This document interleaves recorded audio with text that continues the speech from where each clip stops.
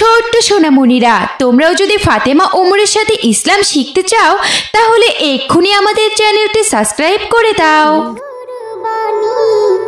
আমি যখনই শুনি আমার মন। রসুলপুর মহল্লাতে তানিয়া নামের এক ধার্মিক মেয়ে বাস করত। তানিয়া ছোটবেলা থেকেই পর্দা করে চলাফেরা করত। তানিয়ার দেখা দেখি ওই মহল্লার সকল মেয়েই পর্দা করা বুঝতে শিখেছে। এখন তানিয়ার সাথে সাথে তারাও সবাই পর্দা করে মাদ্রাসাতে যায়। তানিয়া আপু, আজকে কিন্তু তোমাকে দারুণ লাগছে। আগে তো তুমি শুধু হিজাব পরতে, আজ তো দেখছি হিজাবের সাথে সাথে নেকাবও পরে এসেছো। নেকাব পরে তোমাকে আরো বেশি সুন্দরী লাগছে। হ্যাঁ ফাতেমা, কাল আমার বাবা আমার জন্য অনেকগুলো নেকাব নিয়ে এসেছেন। তিনি আমাকে বলেছেন নেকাব ছাড়া নাকি সঠিক পর্দা হয় না। তাই নাকি তানিয়া আপু? তাহলে তো আমাদেরও নেকাব কিনে নিতে হবে। আমরাও তো শুধু নেকাব ছাড়া হিজাব দিয়ে পর্দা করেছি। আচ্ছা তানিয়া আপু, এই নেকাবটা তুমি কত টাকা দিয়ে কিনেছো? মাইসা, দাম অতটা বেশি নয়, মাত্র 30 টাকা হলেই এরকম একটা নেকাব পাওয়া যায়। আমি একটা নেকাব কিনবো আপু, তাই দামটা তোমাকে জিজ্ঞেস করলাম। তুমি তো জানোই আমরা কত গরিব, তাই কোনো জিনিস কিনতে হলে খুবই হিসাব নিকাশ করতে হয় আমাদের। শোন মাইসা, তোর নেকাব কিনতে হবে না, আমি তোকে একটা নেকাব গিফট করব। আমার বাবা আমার জন্য অনেকগুলো নেকাব কিনে নিয়ে এসেছে, ওখান থেকে আমি তোকে 2টো নেকাব দিয়ে দিব, কেমন? তাহলে তো খুব ভালো হয় আপু, জাযাকাল্লাহু খায়রা। আচ্ছা ঠিক আছে, এখন চল সবাই, তাড়াতাড়ি চল। মাদ্রাসায় মনে হয় ক্লাস শুরু হয়ে গেছে। এরপর তারা সবাই একসাথে মাদ্রাসায় চলে যায়। এমনি করে সেই দিনটি কেটে গেল।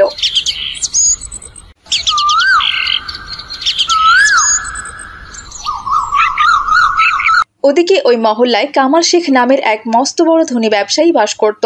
তার একজন ছেলে ছিল, তার নাম ছিল রিয়াদ। রিয়াদ শহরের একটি ইউনিভার্সিটিতে পড়াশোনা করে। তার ইউনিভার্সিটি বন্ধ থাকায় সে 1 মাসের জন্য গ্রামে এসেছে বেড়াতে। গ্রামে তার একজন বন্ধু আছে, তার নাম হচ্ছে বুলেট। হ্যালো বন্ধু বুলেট, কোথায় তুই বন্ধু?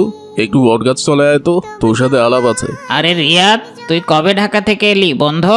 আরে বেটা, এত কথা ফোনে বলা যাবে না, তোকে আসতে বললাম না, আয়। আচ্ছা ঠিক আছে বন্ধু, তুই বটতলায় আয়, আমিও যাচ্ছি। কিছুক্ষণ পর বুলেটও সে বটতলায় চলে এলো, আর রিয়া তো সেখানে মোটরসাইকেল নিয়ে চলে আসলো। অনেকদিন পর দুই বন্ধুর দেখা হয়ে গেল। আরে মামা, একই মাথা নষ্ট অবস্থা, তোর চেহারা তো দেখছি পুরোই পাল্টে ফেলেছিস। তোকে দেখতে তো পুরো নায়কদের মতো লাগছে রে মামা। আরে কি যে বলিস না, লজ্জা দিচ্ছিস কেন বন্ধু? শহরে থাকি, একটু মন জানা দিয়ে থাকলে কি হয়? শহরে থাকলে সবসময় নিজেকে একটু স্মার্ট করে রাখতে হয়।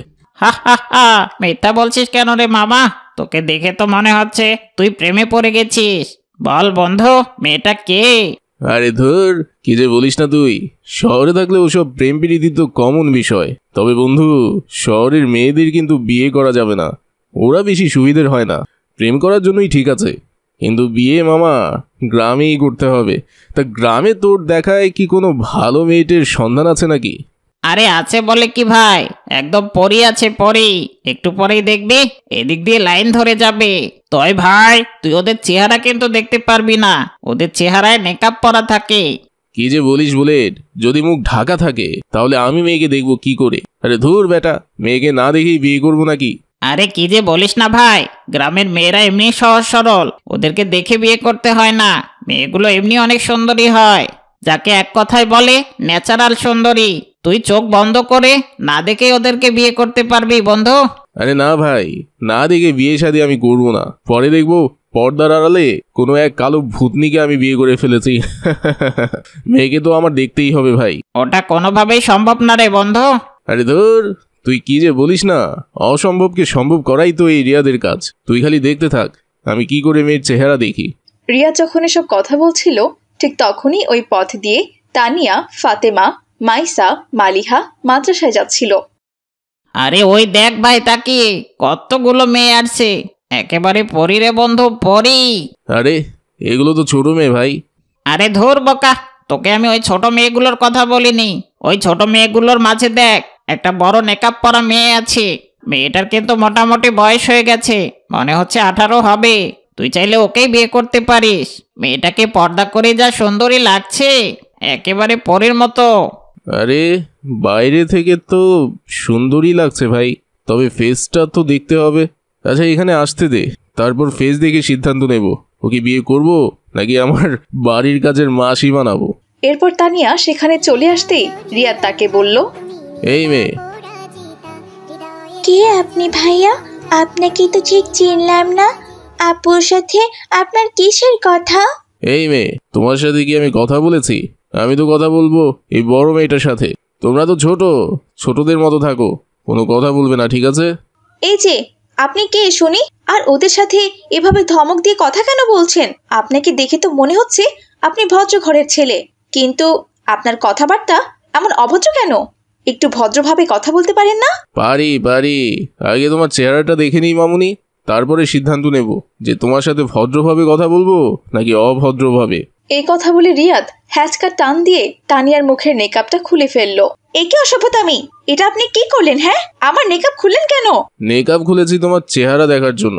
আরে বাহ, কি সুন্দর চেহারা তোমার, দেখতে একদম পূর্ণিমার চাঁদের মতো। তোমাকে আমার খুব পছন্দ হয়েছে, তুমি ফাইনাল। বিয়ে যেহেতু করতেই হবে, বিয়েটা আমি তোমাকেই করবো। এই যে আপনি কি আবল তাবল কথা বলছেন এসব? কিসের বিয়ে?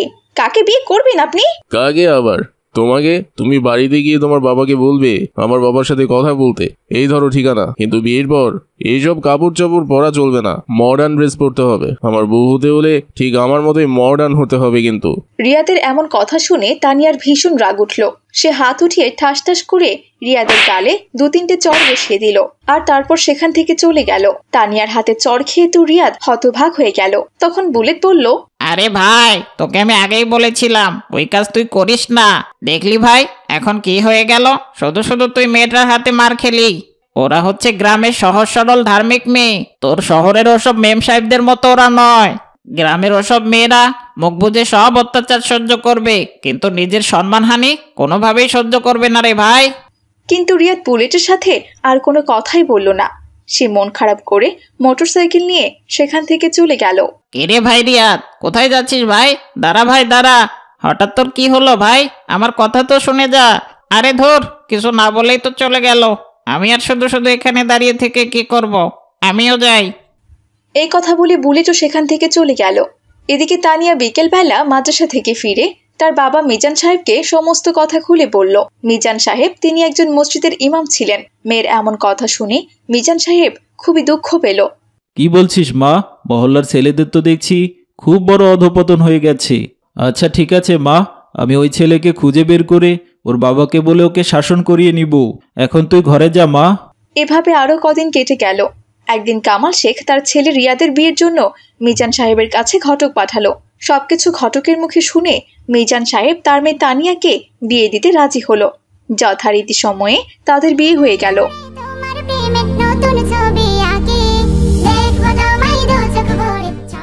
আসসালামু আলাইকুম। আপনি এসেছেন? আসেন আসেন, বসেন এখানে। আচ্ছা ঠিক আছে, তুমি ব্যস্ত হয়েও না, আমি বসছি। আচ্ছা তানিয়া, তুমি আমাকে না দেখে বিয়েতে রাজি হলে কেন? আমি ছোটবেলা থেকেই ইসলাম ধর্ম কঠোরভাবে মেনে চলার চেষ্টা করি। আমার বাবা একজন মসজিদের ইমাম। আমার এই চেহারা আমি কোনোদিন কাউকে দেখাইনি। শুধু কয়েকদিন আগে এক বখাটে ছেলে জোর করে আমার নেকআপটা খুলে দিয়েছিল। আমি সবসময় চেয়েছি আমার এই পবিত্র চেহারা প্রথম আমি আমার স্বামীকেই দেখাবো। তারপর ছেলেটার উপর আমার খুব রাগ হয়েছিল। জানেন, আমি রাগে তাকে কয়েকটা চড় বসিয়ে দিয়েছিলাম। আমি সবসময় চাইতাম আমাকে কেউ না দেখেই বিয়ে করুক। তানিয়া, বিশ্বাস করো, সেদিন তোমার চড় খেয়েই আমার হুঁশ ফিরে এসেছিল। আসলে সেদিন আমি যে খুব বড় অন্যায় করেছিলাম তোমার সাথে, তার প্রায়শ্চিত করার জন্যই আমি তোমাকে বিয়ে করেছি। সেদিনের ওই ছেলেটা আর কেউ না, ওটা আমি। এ কি, আপনি আপনি কি আমাকে বিয়ে করে আমার উপর প্রতিশোধ নিতে চাচ্ছেন? না তানিয়া, প্রতিশোধ নিতে চাচ্ছি না। প্রতিশোধ নিতে চাইলে কি আর বিয়ের মতো এত গুরুত্বপূর্ণ একটা কাজ করতাম? কখনোই না। আমি আসলে সেদিন তোমার নেকআপ খোলার পরেই বুঝতে পেরেছিলাম যে মেয়েদের জন্য পর্দাটা কতটা জরুরি। তোমার পর্দা খোলাতে তোমার যে রাগ হয়েছিল, সেই রাগের কারণটা আমি বুঝতে পেরেছিলাম। আর তুমি আমার সাথে যেটা করেছিলে সেটা আমার পাওনা ছিল। কিন্তু প্রথম দিকে আমি তোমার উপর প্রতিশোধ নেওয়ারই চিন্তা করেছিলাম, কিন্তু দিনে দিনে আমার মধ্যে সেই উপলব্ধি বোধটা চলে এসেছে কাজটা আসলে আমি ঠিক করিনি, তাই নিজেকে এখন বদলে ফেলেছি। কিন্তু আপনি তাহলে আমাকে বিয়ে করলেন কেন? তোমার সাথে সেই জঘন্য কাজ করার পর চর খেয়ে লজ্জায় আমি অনেকদিন বাড়ি থেকে বের হইনি। তারপর আমার বাবা আমার মন খারাপের কারণ জিজ্ঞাসা করলে আমি তাকে সবকিছু খুলে বলি। তারপর তিনি তোমার বাবাকে ঘটকের মাধ্যমে সমস্ত কিছু খুলে বলে। তারপরই সে আমাদের বিয়ের সিদ্ধান্ত নিয়েছে। আমাকে তুমি ক্ষমা করে দিও তানিয়া। এ কি, আপনি আমার কাছে ক্ষমা চাইছেন কেন? আপনি আমার স্বামী। আমাদের ইসলামিক শরিয়া মোতাবেক বিয়ে হয়েছে। আগে যা হওয়ার হয়েছে, আমি সেটা ভুলে গেছি।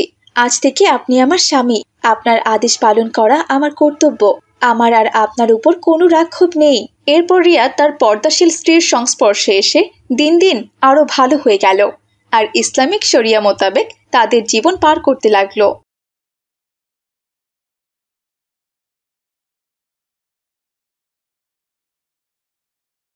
ম্যাডাম, আমার কাম শেষ হইছে, অহন তাইলে আমি চইলা যাই। আচ্ছা আচ্ছা, ঠিক আছে। এই নে, এখানে দুপুরের কিছু পোলাও মাংস আছে। এগুলো নিয়ে গিয়ে রাতে তোর মেয়েকে খাওয়াস। আর হ্যাঁ, কালকে আমার মেয়ে মিলির জন্মদিন। ওর জন্মদিনে পার্টির আয়োজন করেছে। মিলির সব বন্ধুরা কালকে আসবে। অনেক কাজ আছে। কাল সকাল সকাল চলে আসিস কিন্তু, বুঝেছিস? আচ্ছা ঠিক আছে ম্যাডাম, আমি সকাল সকাল চইলা আমনে। এই কথা বলে হালিমা বেগম খাবারের বাটি নিয়ে তার বাড়িতে চলে গেল। ঠিক তখন তার স্বামী কালু মিয়াও রিকশা চালিয়ে বাড়িতে ফিরে এলো। হালিমা, তুমি আইছো, ভালো হইছে। আমার খুব ক্ষুধা লাগছে, আমারে কিছু খাইতে দাও। আমি তো মাত্রই আইলাম, অহন রান্না বান্না কিছু করি নাই। তবে আমার ম্যাডাম দুপুরে বেঁচে যাও কিছু খাবার দিছে, ওগুলো আপনি খাইবেন?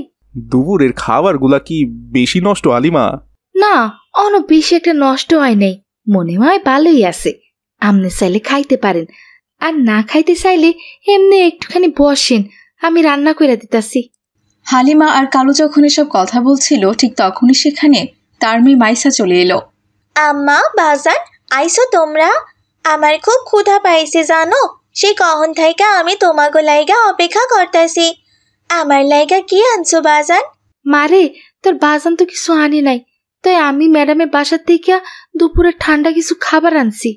কই কই আম্মা, আমারই জলদি দাও, আমি ওইগুলাই খামু, আমার যে খুব ক্ষুধা পাইছে। আচ্ছা ঠিক আছে রে মা, তুই তোর বাজানকে আত্মুখ ধুই আয়, আমি তোগুলিকে খাবার বাড়তাছি। এরপর কালু আর তার মেয়ে মাইসা হাত মুখ ধুতে চলে গেল, আর হালিমা তাদের জন্য থালাতে করে খাবার বাড়ল। একটু পর তারা দুজনেই খেতে চলে আসলো। এই নাও, তোমাগো জন্য আমি খাবার বাইরে রেডি করে আনছি, অহন তুই বাপ মাইয়া মিলা খাইয়া লও।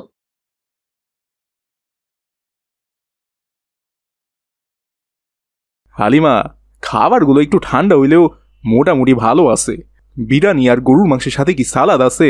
আম্মা, খুবই মজার খাবার, এমন খাবার কতদিন থেকে খাই না, আমার খুব মজা লাগতাছে, তুমিও নাও আম্মা। হ হালিমা, মাইশা ঠিক কথাই কইছে, তুমিও একটু খাইয়া লও, আজ রাতে আর রান্না করার দরকার নাই। আচ্ছা ঠিক আছে, আমিও খাইতাছি। এরপর তারা তিনজনেই সে খাবারগুলো খেয়ে নিল। এমনি করেই খুবই দুঃখে কষ্টে অভাব অনটনে তাদের দিন কাটছিল। পরদিন সকালবেলা হালিমা ঘুম থেকে উঠে রান্নাবান্না শেষ করে তার মেয়েকে ডাকলো। কই মা মাইশা, তোর বাবারে লইয়া তাড়াতাড়ি খাইতে আয় রে মা, আমি আলু ভর্তার ভাত রান্না করছি, তাড়াতাড়ি খাইয়া ল মা, আজকে আমার একটু তাড়াতাড়ি কামে যাইতে হইব। আইতাছি আম্মা। তারপর তারা দুই বাপ মেয়ে খাবার খেতে চলে এলো। হালিমা, তুমি না রোজ 10টার দিকে কামে যাও, আজ আবার এত তাড়াতাড়ি যাইবা কেন? আজকে একটু তাড়াতাড়ি যাইতে হইব, আজকে ম্যাডামের মেয়ে মিলির জন্মদিন, সে তার অনেক বন্ধু বান্ধবদের দাওয়াত করছে, হরেক রকমের খাবার রান্না করতে হইব আজকে, তাই আজকে একটু কাম কাজ বেশি বাইরে গেছে, এর জন্য ম্যাডাম কইছে তাড়াতাড়ি যাইতে। তোমরা তাড়াতাড়ি খাইয়া লইয়া আমনে রিক্সা নিয়ে যান, আর মাইশা তুই স্কুলে চলে যা মা। কি কইলা আম্মা, আজ মিলি আপামনির জন্মদিন? আমি আজ স্কুলে যাবো না আম্মা, আমিও তোমার লগে আপামনির জন্মদিনের পার্টিতে যাবো, আমি কোনোদিনও জন্মদিনের পার্টির কেক খাই নাই আম্মা। কি কস মা? না না, তোর জন্মদিনের পার্টিতে নিয়ে যাওয়া যাইব না, ওখানে অনেক দামি দামি গেস্ট আইব, সবাই ওখানে দামি দামি কাপড় চোপড় পরে আইব, তোর তো ভালো কোনো কাপড়ও নাই রে মা, তোর ওখানে দেখলে সবাই গরিব বলে অপমান করব, তোর সায়নের করে দরকার নাই রে মা, তুই স্কুলে চলে যা। না না আম্মা, আমি কোনো কথাই শুনুম না, আমি আপামনির জন্মদিনের পার্টিতে যামু। আমারে তুমি লইয়া যাও, নইলে কিন্তু আমি আর তোমার লগে কথা কমু না। আরে কি ঝামেলায় পড়লাম তো। তোরে কইলাম না মা, ওখানে যাউন যাইবো না, ম্যাডাম তোরে দেখলেই রাগ করবো। না না না, আমি আর কোনো কথাই শুনতে চাই না। আমারে তুমি লইয়া যাইবা, তা না করলে আমি বাড়ি সাইরা চলে যামু। আমি যামই তোমার লগে, আমারে তুমি লইয়া যাও। আহা হালিমা, তুমি কি শুরু করলা? মাইয়াটা যখন যে ধরছে ও যাইবো, তা নিয়ে যাও না, ওরে তোমার লগেই রাখো, তাইলেই তো হইল। পার্টি শেষ হওয়ার পর যদি কোনো খাবার বাইসা যায়, সেগুলো ওরে খাইতে দিও। আচ্ছা ঠিক আছে মা, যাইস অহন জলদি খায়ালো। এরপর তারা খাবার খাওয়া শেষ করে। কালু রিকশা নিয়ে চলে গেল, আর হালিমা তার মেয়েকে নিয়ে ম্যাডামের বাড়িতে চলে গেল।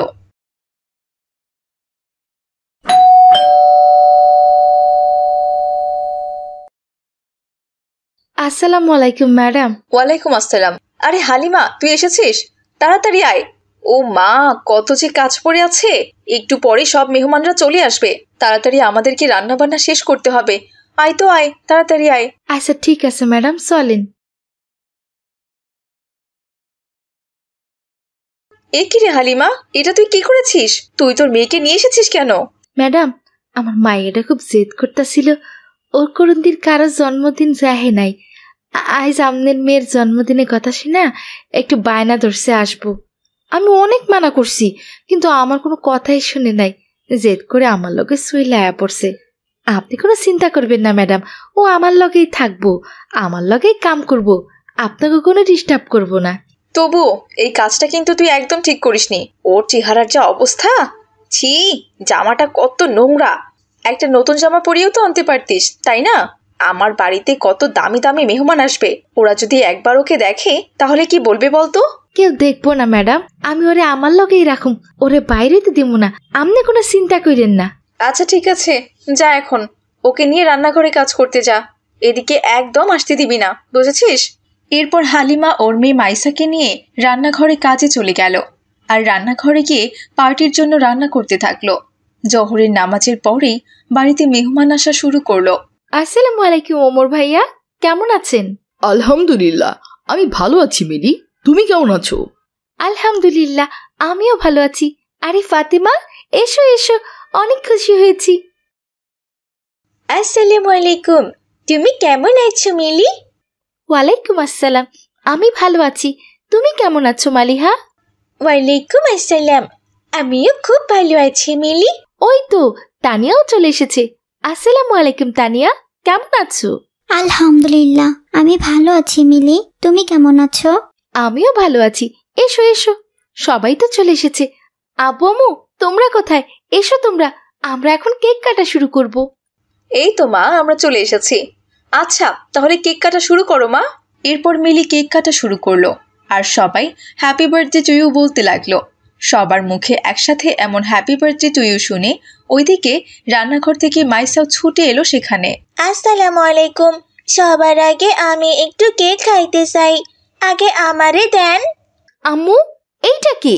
এই গরিব ভিখারি মার্কা মেয়েটা এখানে কি করছে? তাড়াতাড়ি ওকে বের করে দাও আম্মু। ছি ছি, ওর জামা কাপড় কি নোংরা, আর ও এখানে আসলো কি করে? ওর জন্য তো আমার মান সম্মান সব শেষ হয়ে গেল। তাড়াতাড়ি ওকে এখান থেকে বের করো। এই এই, কি ব্যাপার? তুই এখানে এসেছিস কেন? তোকে বলেছি না তোর মায়ের সাথে রান্না করে থাকবি? খালাম্মা, আমারে একটুখানি কেক দেন না, আমি একটুখানি কেক লইয়াই চইলা যামু। জানেন তো খালাম্মা, আমি না কোনোদিনও জন্মদিনের পার্টির কেক খাই নাই। আমাগো স্কুলের অনেক বন্ধুই জন্মদিনের পার্টি করছে, কিন্তু গরিব বইলা আমারে কেউ দাওয়াত করে নাই। আপামনি, আমার না জন্মদিনের কেক খাইতে খুব ইচ্ছা করতেছে, দেন না আমার একটুখানি কেক, কেমন লাগে একটু খাইয়ে দেখি।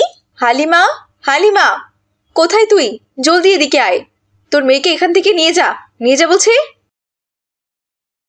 এ কি রে মা, তুই এখানে কি করতেছিস? তোর আমি থালা বাসন ধুইতে কইলাম না? আম্মা, আমি একটুখানি কেক খাইয়াই চইলা যামু, আমারই একটুখানি কেক দিতে কও না আম্মা, আমি তো কইতাছি কেক খাইয়াই চইলা যামু। না রে মা, অন কেক খাওয়ান যাইবো না, আগে যার জন্মদিন সে খাক, তারপর যদি কোনো কেক পাইসা যায় তাহলে তুই খাইস মা। না না, পরে আর ওরা আমারে দিব না আম্মা, আমি আগে একটু কেক খামো। এখানে তো আপনারা অনেকেই আছেন, আমার একটুখানি কেক দিতে কর না আপনারা। আমার যে খুব কেক খাইতে ইচ্ছা করতেছে, দিতে কর না। এই হারামজাদি, তুই কি নাটক শুরু করেছিস? তুই আগে বা পরে কোনো কেকই পাবি না। তুই এখান থেকে যাবি নাকি চাকু দিয়ে আমি তোর পেটটা ফুটো করে দিব? মানে চলে দেখা, আর জেদ করিস না। এখন না গেলে ওরা যে চাকু দিয়ে তোর পেটটা ফুটা করে দিব রে মা, তাড়াতাড়ি চল। এই কথা বলে হালিমা তার মেয়েকে সেখান থেকে টেনে হিচড়ে নিয়ে যেতে লাগলো, কিন্তু মাইসা সামান্য কেকের জন্য চিৎকার করে কান্না করতে লাগলো। দাঁড়ান, আপনি এটা কি করছেন? ওকে আপনি টেনে হেঁচড়ে নিয়ে যাচ্ছেন কেন?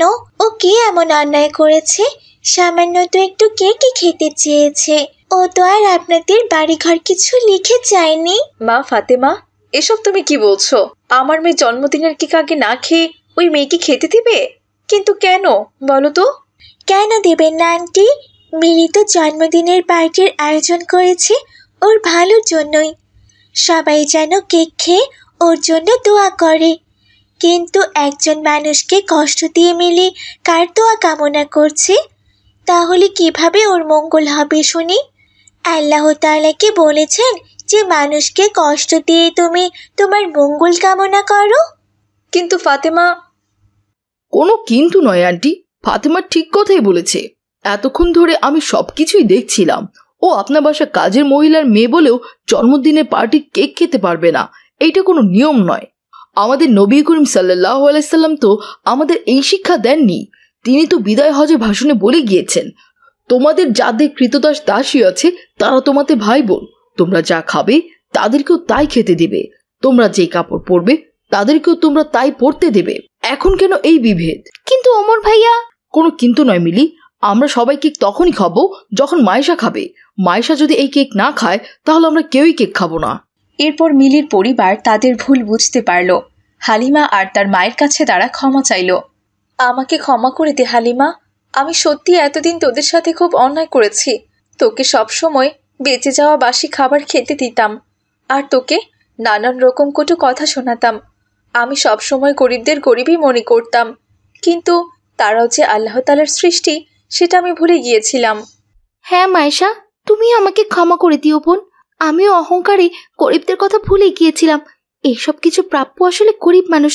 আমি আমার গরিব বন্ধুদের দাওয়াত না করে শুধু ধনী বন্ধু বান্ধবদের দাওয়াত করেছি। আজ আমার ধনী বন্ধুরাই আমার চোখ খুলে দিল। আমি এমন কাজ আর কখনোই করবো না। তুমি আমাকে ক্ষমা করে দিও মায়েশা। এই নাও বোন, কেক খাও, আমি তোমাকে নিজ হাতে খাইয়ে দিচ্ছি। এরপর মিলি মাইসাকে নিজ হাতে কেক খাইয়ে দিল, আর এই দৃশ্য দেখে সবাই অনেক খুশি হলো।